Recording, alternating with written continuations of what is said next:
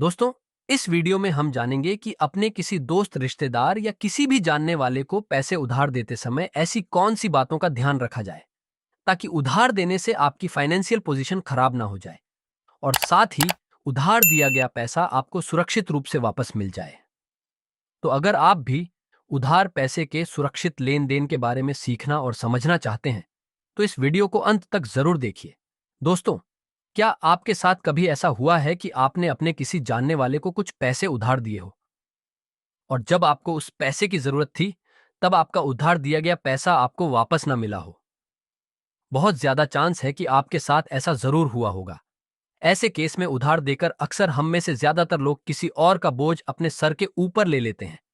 इसलिए उधार देते समय आपको हमेशा इस बात का ध्यान रखना चाहिए कि कहीं ऐसा ना हो कि आपने अपने किसी दोस्त रिश्तेदार की मदद तो की, लेकिन उस दोस्त रिश्तेदार के मदद के चक्कर में उसका पूरा बोझ आपके ऊपर आ जाए और जिस वजह से आपकी आर्थिक हालत बहुत खराब हो जाए। जैसे मान लीजिए आपकी पत्नी के भाई यानी आपका साला अगर आपसे पैसे उधार मांगे तो शायद आपके लिए मना करना बहुत मुश्किल होगा, क्योंकि वह आपकी बीवी का भाई है। और ऐसे में अपने कहावत तो सुना ही होगा, सारी खुदाई एक तरफ और जोरू का भाई एक तरफ। दूसरी बात यह कि आपका साला जो आपसे पैसे मांग रहा है वह इसलिए मांग रहा है क्योंकि वह एक बिजनेस करना चाहता है। मान लीजिए अगर वह किसी गलत काम के लिए पैसे मांगता तो आप फिर भी मना कर सकते थे, लेकिन क्योंकि वह बिजनेस के लिए पैसे मांग रहा है तो ऐसे में आपके लिए उसे मना करना बहुत मुश्किल होगा। अब मान लेते हैं कि आपने अपने साले को अपनी जमा पूंजी से एक बड़ा हिस्सा उधार दे दिया और आपके साले ने अब खुशी खुशी उस पैसे से अपना बिजनेस शुरू किया। शुरुआत में तो बिजनेस ठीक रहा, लेकिन जैसे कि कहावत है, हर 10 में से 9 बिजनेस 3 साल के अंदर ही बंद हो जाते हैं और आपके साले का बिजनेस भी अगले 3 साल के अंदर लॉस में आकर बंद हो जाता है। अब आप क्या करेंगे? आपने तो अपने आधे से ज्यादा पैसे उसे दे दिए थे। अब आप अपने साले से पैसे कैसे वापस लेंगे?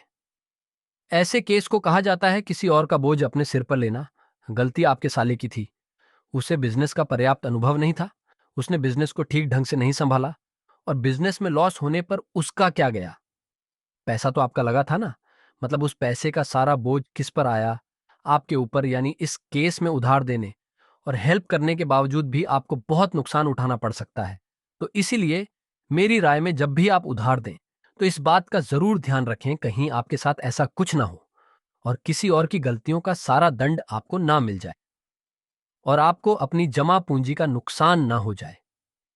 दोस्तों, पैसे के लेन देन में एक मशहूर कहावत है, उधार दिया गया पैसा जाता तो आपकी मर्जी से है, लेकिन वह पैसा आपकी मर्जी से वापस नहीं आता है।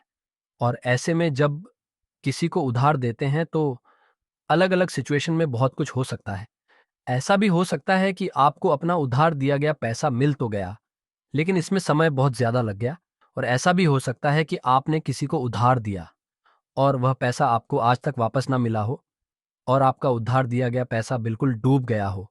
या फिर यह भी हो सकता है कि आपने किसी को पैसे उधार दिए हो और उस उधार दिए गए पैसे को बार बार मांगने के कारण उस आदमी के साथ आपका बहुत पुराना रिलेशन भी खराब हो गया हो। यानी पैसा भी गया और रिलेशन भी। दूसरी तरफ ध्यान देने वाली बात यह है कि अब ऐसा नहीं कि हमेशा ऐसा ही होता है और सभी दोस्त, सभी रिश्तेदार आपके पैसे डूबा देते हैं। दूसरी तरफ ऐसा भी नहीं होता कि सभी दोस्त या रिश्तेदार जो उधार लेते हैं वह चुका देते हैं। अब ऐसे में सबसे पहले आपको यह समझना चाहिए कि उधार दिए पैसे कैसे डूबते हैं और इसके डूबने के क्या क्या कारण होते हैं। तो आइए पहले ये जानते हैं, उधार दिया गया पैसा क्यों डूबता है। तो इसका जवाब है, उधार दिए पैसे डूबने के बहुत सारे अलग अलग कारण हो सकते हैं, लेकिन मैं आपको यहाँ 10 ऐसे कारण बता रहा हूं जिसकी वजह से आपका उधार दिया गया पैसा आपको वापस नहीं मिल पाता। पहला है कर्जदार की आमदनी बंद हो जाना या फिर उसकी नौकरी छूट जाना या फिर बिजनेस और व्यापार में लॉस होने पर। दूसरा है कर्जदार की पारिवारिक समस्या और तीसरा है कर्जदार की आमदनी से अधिक खर्च करने की आदत। चौथा है कर्जदार के पास कर्ज चुकाने की ठोस योजना का अभाव। पांचवा है कर्जदार का कर्ज चुकाने के प्रति गंभीर नहीं होना। छठवां है आपने जिसको कर्ज दिया है उसका कर्ज वापस करने की इच्छा ना होना, उसकी नीयत खराब हो जाना। सातवां है कर्जदार की आर्थिक स्थिति बहुत खराब हो जाना और आठवां है कर्जदार के ऊपर उसकी संपत्ति से ज्यादा कर्ज होना। और नौवां है आपने जिसको कर्ज दिया है उसका दिवालिया हो जाना। और 10वां है कर्जदार की अकस्मात मृत्यु हो जाना। इसके अलावा भी ऐसी बहुत सारे कारण हो सकते हैं जिसकी वजह से आपको अपना उधार दिया पैसा वापस प्राप्त करने में काफी तकलीफ उठानी। तो ये तो बात हो गई कि आपका उधार दिए पैसा किस तरह और किन कारणों से डूब जाता है। अब आइए ये जानते हैं किसी को उधार देते समय आपको किन किन बातों का ध्यान रखना चाहिए ताकि आपका उधार दिया गया पैसा आपको सुरक्षित रूप से वापस मिल जाए। तो यहाँ पर सबसे पहली बात जो आपको ध्यान में रखना चाहिए कि क्या आप सच में उधार देना अफोर्ड कर सकते हैं। इसका मतलब है क्या आपकी खुद की फाइनेंशियल पोजीशन इस तरह की है कि आप उधार दे सकते हैं। कहीं ऐसा तो नहीं कि आप किसी फाइनेंशियल प्रॉब्लम में हैं और आप फिर भी उधार देने जा रहे हैं। ध्यान दीजिए, ऐसे में अगर आपका उधार दिया गया पैसा आपको वापस नहीं मिलता है तो आपको ये सोचने की जरूरत है कि आपके फाइनेंशियल पोजीशन पर इसका क्या असर पड़ेगा। अगर आपको लगता है कि उधार का पैसा देने पर अगर वह पैसा समय से वापस नहीं मिला तो आपके फाइनेंशियल पोजीशन पर इसका बहुत ज्यादा असर पड़ेगा। तो आपको इस तरह के उधार देने से जरूर बचना चाहिए। दूसरी बात जो उधार देते समय आपको ध्यान रखना चाहिए वह यह है कि उधार देकर कहीं ऐसा तो नहीं कि आप दूसरे का बोझ अपने सर पर ले रहे हैं। उधार देकर किसी और का बोझ अपने सर पर लेने का मतलब है कि कहीं ऐसा ना हो कि सामने वाले को उधार देकर आपने तो मदद की लेकिन उसके मदद करने के चक्कर में उसका पूरा बोझ आपके ऊपर आ गया हो और इस वजह से आप एक बड़े फाइनेंशियल प्रॉब्लम में फंस जाए। जैसा हमने इस वीडियो की शुरुआत में जीजा और साले के एग्जाम्पल के केस में देखा था, साले की गलती की वजह से जीजा की फाइनेंशियल पोजीशन खराब हो जाती है।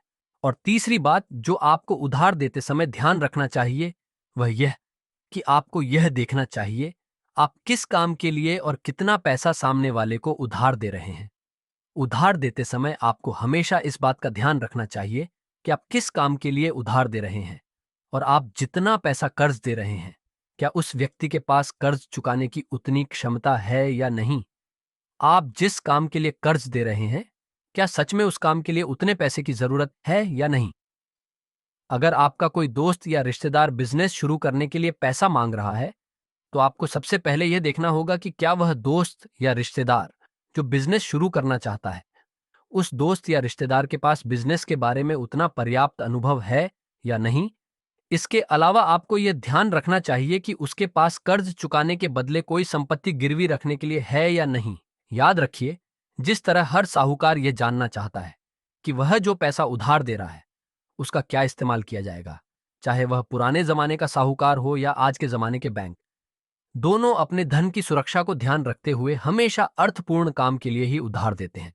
और इसलिए आपको भी हमेशा उधार किसी अर्थपूर्ण काम के लिए ही देना चाहिए, जैसे किसी तरह के मेडिकल इमरजेंसी, बच्चों की पढ़ाई लिखाई या फिर अन्य अनिवार्य खर्चों को पूरा करने के लिए ध्यान दीजिए कि अगर आप किसी तरह के शौक पूरा करने, मूर्खतापूर्ण और नासमझी भरे काम या फिर किसी की अपनी अधूरा जिद पूरा करने के लिए अगर आप उधार देते हैं तो आपका पैसा डूब सकता है। इसलिए इस बात को जरूर समझें कि पैसा किस लिए उधार लिया जा रहा है। अब उधार देते समय ध्यान रखने वाली जो चौथी बात है वह यह कि उधार लेने वाले पर आपको इस बात का कितना भरोसा है कि वह आपका उधार चुका देगा। ये बहुत इंपॉर्टेंट है मेरे हिसाब से। अगर आप किसी को भी चाहे, वह कोई भी हो, आपके घर वाले हो या कोई आपका खास दोस्त हो या दूसरा कोई भी, अगर पैसे उधार देते समय आपके मन में थोड़ा भी डाउट है तो सबसे पहले आपको इस डाउट को क्लियर करना होगा। जब तक आपका डाउट क्लियर नहीं होता है तब तक आपको उधार नहीं देना चाहिए। आपको यह जरूर सोचना चाहिए कि उधार देने के बाद क्या क्या हो सकता है और अगर वह पैसा वापस नहीं करता है तो आप उस स्थिति से कैसे निपटेंगे। आपको यह भी ध्यान रखना चाहिए कि आपने जिसको कर्ज दिया है उसके पास इस कर्ज को चुकाने के लिए क्या प्लान है और वह जितना उधार ले रहा है क्या उतना कर्ज चुकाने की क्षमता उसमें है या नहीं। क्योंकि पंजाब में एक मशहूर कहावत है, अब पछताए होत क्या जब चिड़िया चुग गई खेत। और इसी कहावत को हिंदी में कहा जाता है, बाद में सर पकड़कर पछताने से अच्छा है कि आप पहले थोड़ी सावधानी रखें। यानी अगर आपको किसी को उधार देना है तो उसे उधार देने से पहले ही आपको थोड़ी सावधानी बरतनी होगी। थोड़ी सावधानी आपकी धन की सुरक्षा के लिए बहुत इंपॉर्टेंट है। इसके अलावा उधार देते समय ध्यान रखें वाली पांचवी इंपॉर्टेंट बात है उधार दिए जाने वाले धन को चुकाने की गारंटी और लिखित एग्रीमेंट। अगर आपने फाइनल कर लिया है कि आपको उधार दे देना चाहिए तो आपको इस उधार की गारंटी और सुरक्षा संबंधित कुछ बातों पर जरूर ध्यान देना चाहिए। जैसे आपको नगद में उधार नहीं देना चाहिए, हमेशा बैंक के माध्यम से ही उधार देना चाहिए। और दूसरा, आप जो भी कर्ज दे रहे हैं, अगर हो सके तो उसको कम से कम 100 रुपए के बॉन्ड पर एक लोन एग्रीमेंट बनाकर लें और इस लोन एग्रीमेंट में सभी शर्तों का उल्लेख करें, जैसे लोन का अमाउंट, अगर आप ब्याज ले रहे हैं तो ब्याज की दर, लोन कितने समय के लिए दिया जा रहा है, और इसके अलावा लोन नहीं चुकाने की स्थिति में कर्जदार अपनी कौन सी संपत्ति को गिरवी रख रहा है। लोन एग्रीमेंट किसी वकील की देखरेख में ही बनाया जाना चाहिए और इस लोन एग्रीमेंट पर उधार दिए गए पैसे के संबंध में लिखित गवाही भी होनी चाहिए। लोन नहीं चुकाने की स्थिति में दंडात्मक कार्रवाई के बारे में भी उल्लेख जरूर होना चाहिए। दोस्तों, आशा है इस वीडियो में बताई गई बातों का आप जरूर ध्यान रखेंगे और इन तरीकों का इस्तेमाल करके अपने धन को सुरक्षित रूप से उधार देकर अपनी पूंजी की सुरक्षा कर पाएंगे। अगर आपको यह जानकारी उपयोगी लगी हो तो वीडियो को लाइक करें और अपने अनुभव कमेंट में बताएं।